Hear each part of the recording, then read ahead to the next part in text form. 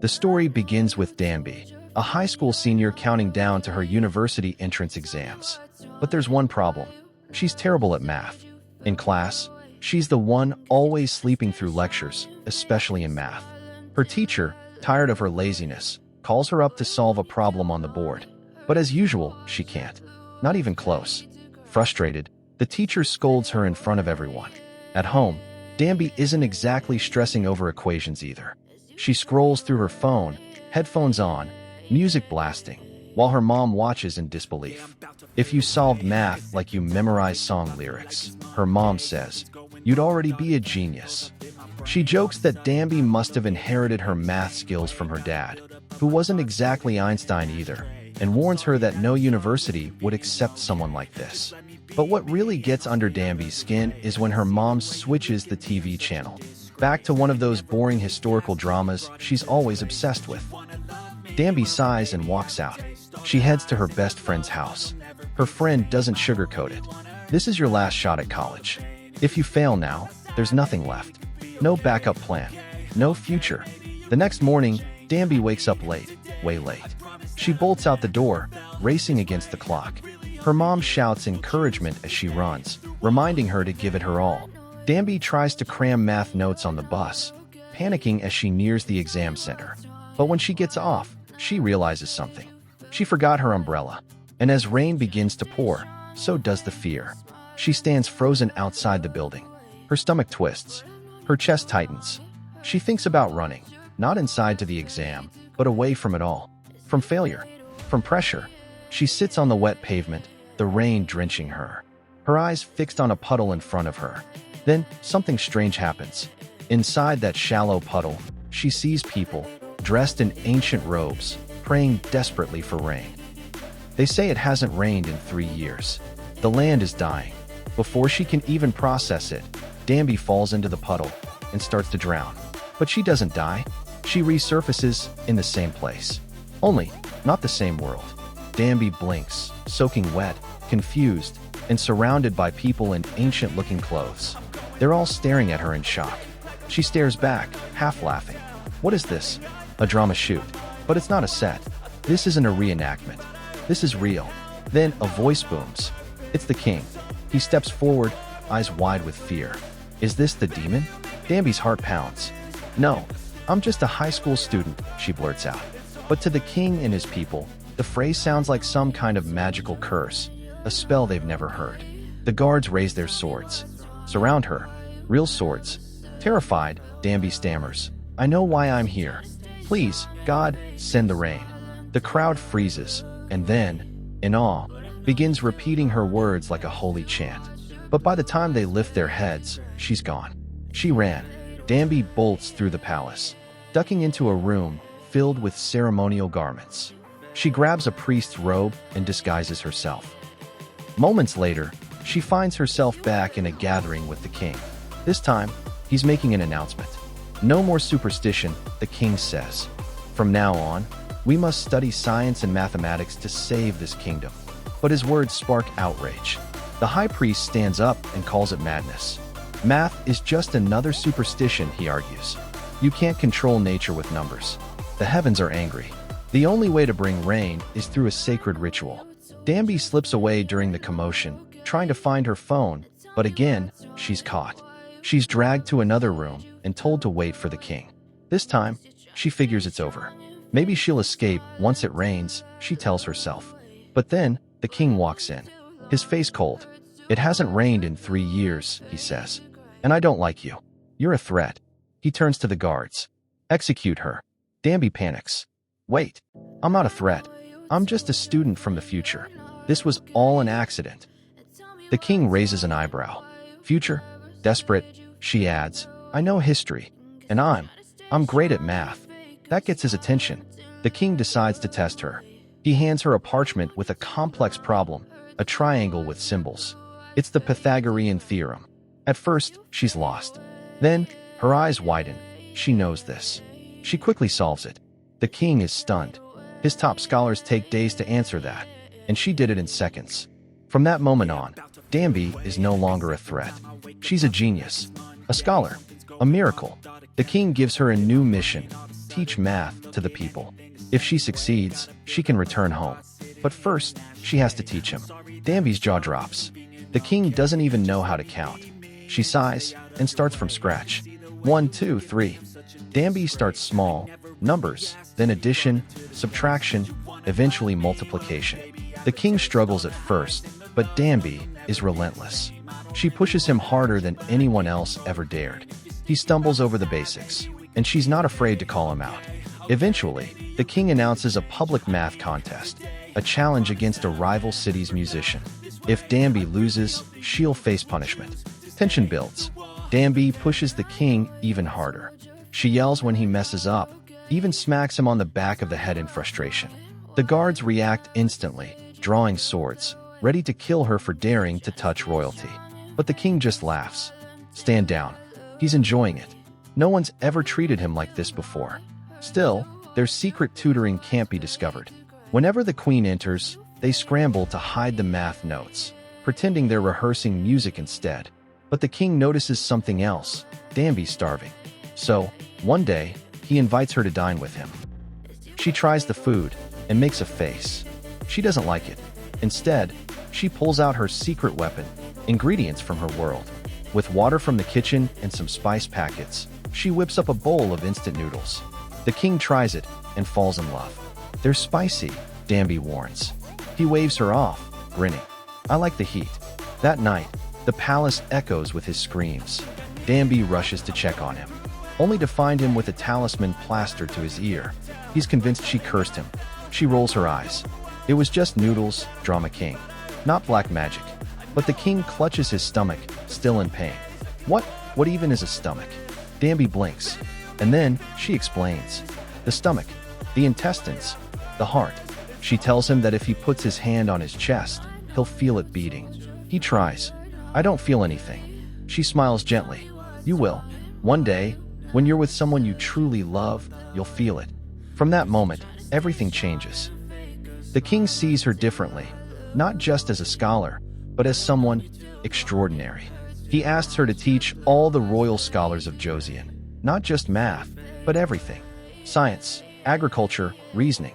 That night, he brings her a tangerine. She says thanks casually, like it's no big deal. But to him, it's a huge deal. You should treasure this, he scolds. Back in Joseon, a fruit like this is precious. You should have waited 3 days before eating it. Danby laughs. It's just a tangerine. Chill. Later, the two sneak outside and play ball in the palace courtyard, a moment of childlike joy. She gets him to run for the first time in years. The king is changing, and so is she. The next day, the king sits with his royal bride-to-be. They talk quietly over tea, and she reminds him. Tonight, he'll be served a love potion in his stew. Once he drinks it, they'll be married immediately. But fate has other plans. That night, the bowl meant for the king somehow ends up in Danby's hands. She eats it without knowing and starts acting strange. Drowsy, lightheaded, she collapses into sleep in the palace. When she wakes, the king is already there. She panics and apologizes, unsure what happened. But he keeps his voice calm. Nothing happened, he says. Forget it. To ease the tension, they go for a walk. As they stroll beneath the moonlight, the king makes her a promise. If you complete your mission, I'll reward you. A high council seat, a royal horse, anything you want. But Danby doesn't hesitate. I don't want power, she says. I'm going back to my world. As soon as the rain falls. The king pauses, then quietly replies. Then from now on, don't treat me like a king. We're equals, man to man. But the next day, everything changes. Danby is arrested. She's accused of mocking the king, a serious offense. They tie her down, stretch her limbs. The priests prepare to torture her. The king arrives just in time. He stops the punishment and defends her. This scholar holds knowledge we've never seen, he says. The high priest sees an opportunity. Fine, he says. Then let him prove it. In 2 weeks, if it still hasn't rained, he dies. Danby is shaken, but not defeated. She dives back into her work, studying, sketching, calculating rainfall, temperature, and patterns. The palace musician helps her secretly build a rain gauge, a tool from the future. Then one day it happens. Rain. It starts with a light drizzle, then pours from the sky. Danby can hardly believe it. She runs out, and watches the gauge overflow. The kingdom rejoices. But someone isn't celebrating. The king. He remembers what she said, that she'd leave once it rains. He runs to the house where she's staying and finds her, crying alone under the rain. "You need to leave," he says. "Now? I've prepared a ship. It's heading to Ming. You'll be safe there." But Danby shakes her head. "I've been running my whole life. That's how I ended up here. I'm done running." Just then, the palace musician appears, but something's off. He's been working with the high priest in secret. He was sent to kill her.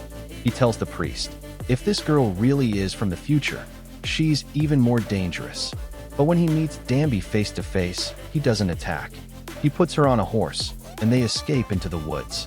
There, deep in the forest, he turns to her. "I've known for a while that you're a girl," he says. "But I'm not like them. Your secret is safe with me."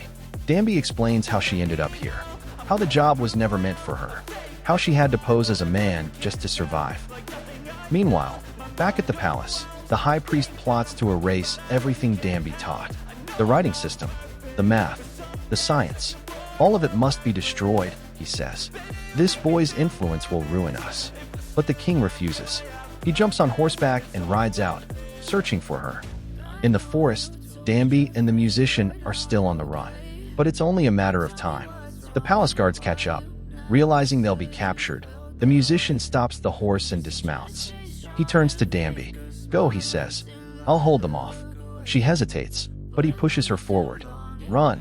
As Danby disappears into the trees, the guards surround him. And then, through the smoke and dust, someone unexpected arrives. The queen. Her feet are bleeding. She ran all the way from the palace. She's come for them. Danby continues on foot, deeper into the wilderness. She reaches a fork in the road, unsure which path to take. Then she remembers something the king once told her. The sun is Josian's clock. If you're ever lost, follow the light. She looks up, finds the sunlight, and follows it. Hours later, she reaches the edge of the land.